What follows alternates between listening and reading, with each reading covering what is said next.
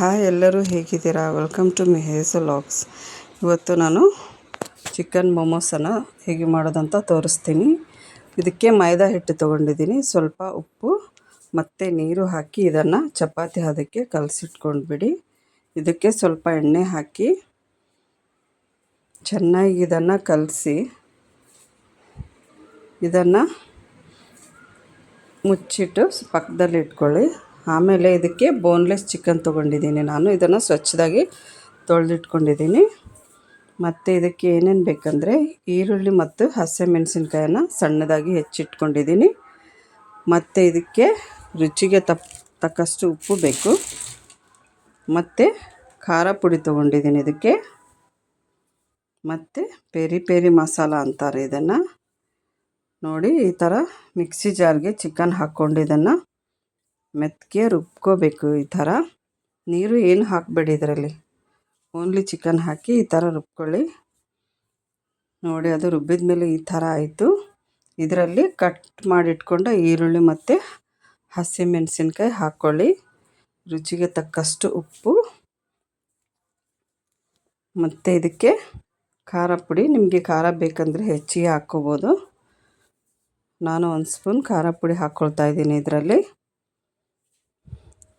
ಹಾಕಿ ಇದನ್ನು ಚೆನ್ನಾಗಿ ಕಲಸಿ, ಮತ್ತು ಇದು ಪೆರಿ ಪೆರಿ ಮಸಾಲ ಇದನ್ನು ಇದರಲ್ಲಿ ಹಾಕಿ ಮಿಕ್ಸ್ ಮಾಡಿ. ಇದರಿಂದ ಒಳ್ಳೆ ಟೇಸ್ಟ್ ಬರುತ್ತೆ. ಇದಕ್ಕೇನು ಗರಂ ಮಸಾಲ ಏನು ಹಾಕ್ತಾಯಿಲ್ಲ ನಾನು.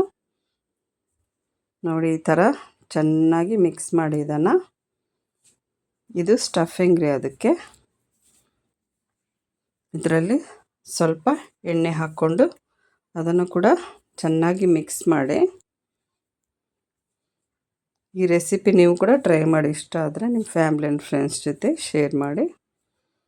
ನೋಡಿ, ಈ ಥರ ಇದನ್ನು ಮಿಕ್ಸ್ ಮಾಡಿ ಪಕ್ಕದಲ್ಲಿ ಇಟ್ಕೋಬೇಕು. 1 ಸ್ಪೂನ್ ಶುಂಠಿ ಬೆಳ್ಳುಳ್ಳಿ ಪೇಸ್ಟ್ ಹಾಕ್ಕೊಳ್ತಾ ಇದ್ದೀನಿ. ಇದಕ್ಕೆ ಲಿಂಬೆ ಗಾತ್ರದ ಹಿಟ್ಟು ತೊಗೊಂಡು ಈ ಥರ ಲಟ್ಟಿಸ್ಕೊಳ್ಳಿ ಸಣ್ಣದಾಗಿ. ಆದಮೇಲೆ ಇದನ್ನು ಈ ಥರ ಒಂದು ಟಿಫಿನ್ದು ಮುಚ್ಚಳ ತೊಗೊಂಡು ನಾನು ಈ ಥರ ರೌಂಡಾಗಿ ಇದನ್ನು ಕಟ್ ಮಾಡ್ಕೊತಾ ಇದ್ದೀನಿ. ಈ ಥರ ಮಾಡಿಕೊಂಡ್ರೆ ಎಲ್ಲ ಸೇಮ್ ಸೈಜಾಗಿ ಬರುತ್ತೆ. ಈ ಥರ ಆಯಿತು ಅದು. ಮತ್ತು ಇದಕ್ಕೆ ಈ ಥರ ಸ್ಟಫಿಂಗ್ ಮಾಡಬೇಕಂತ ತೋರಿಸ್ತೀನಿ. ಈ ಸೈಜ್ ನಾನು ಸ್ಟಫಿಂಗ್ ತೊಗೊಂಡಿದ್ದೀನಿ. ಇದನ್ನು ಸ್ವಲ್ಪ ಎಣ್ಣೆ ಹಚ್ಕೊಂಡು ಕೈಗೆ ಈ ಥರ ಫೋಲ್ಡ್ ಮಾಡಬೇಕು. ಇದನ್ನು ನೋಡಿ, ಫಸ್ಟಲ್ಲಿ ಈ ಥರ ಸ್ಲೋ ಆಗಿ ಮಾಡ್ಕೊಳ್ಳಿ. ನಮಗೆ ಹ್ಯಾಬಿಟ್ ಇರಲ್ಲ, ಅಷ್ಟು ಸ್ಪೀಡಾಗಿ ಬರಲ್ಲ ಅದು. ಸ್ವಲ್ಪ ಸ್ವಲ್ಪ ಈ ಥರ ಫೋಲ್ಡ್ ಮಾಡ್ಕೊತಾ ಹೋಗಿ ಇದನ್ನು. ಆಮೇಲೆ ಇದನ್ನು ಈ ಥರ ಎಲ್ಲ ಸೇರಿಸಿ ಈ ಥರ ರೋಲ್ ಮಾಡಬೇಕು. ಸ್ಟಫಿಂಗ್ ಹೊರಗಡೆ ಬರಲಾರ್ದೆ ಈ ಥರ ಮಾಡಿ. ನೋಡಿ, ಈ ಶೇಪಲ್ಲಿ ಬಂತು ಇದು. ಮತ್ತೊಂದು ತೋರಿಸ್ತೀನಿ ನೋಡಿ ನಿಮಗೆ. ಈ ಥರ ಸ್ಟಫಿಂಗ್ ಇಟ್ಕೊಳ್ಳಿ. ಸ್ವಲ್ಪ ಕೈಗೆ ಎಣ್ಣೆ ಹಚ್ಕೊಳ್ಳಿ. ಈ ಥರ ಒಂದು ಕೈಯಿಂದನೇ ಈ ಥರ ಫೋಲ್ಡಿಂಗ್ ಮಾಡ್ಕೊತಾ ಹೋಗಿ ಇದನ್ನು. ನೋಡಿ, ಸಿಂಪಲ್ ಆಗಿದ್ದೀರಿ. ನೀವು ಕೂಡ ಟ್ರೈ ಮಾಡ್ಬೋದು ಇದನ್ನು.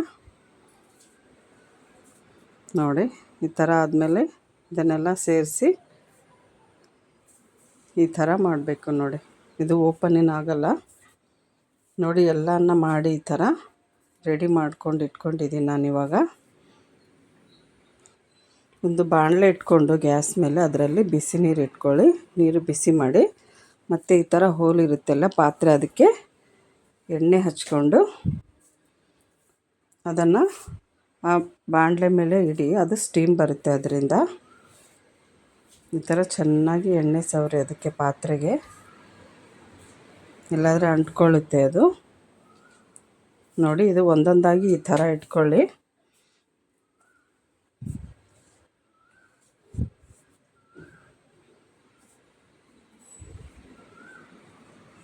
ಸ್ಟಫಿಂಗ್ ನಿಮ್ಮ ಇಷ್ಟ ರೀ, ವೆಜಿಟೇಬಲ್ ಹಾಕಿ ಕೂಡ ಮಾಡ್ಕೋಬೋದು. ಚಿಕನ್ ಮೊಮೋಸಲ್ಲಿ ನೀವು ಬೇಕಾದರೆ ಅದರಲ್ಲಿ ಕ್ಯಾಪ್ಸಿಕಮ್, ಕ್ಯಾರೆಟ್ ಅದನ್ನು ಕೂಡ ಸಣ್ಣದಾಗಿ ಹೆಚ್ಚಿ ಹಾಕ್ಕೊಳ್ಬೋದು. ಇನ್ನೂ ಭಾಳ ಟೇಸ್ಟಿಯಾಗಿರುತ್ತೆ ಅದು. ನೋಡಿ ಒಂದೊಂದಾಗಿ ಈ ಥರ ಇಟ್ಕೊಳ್ತಾ ಇದ್ದೀನಿ ನಾನಿವಾಗ ಇದನ್ನು.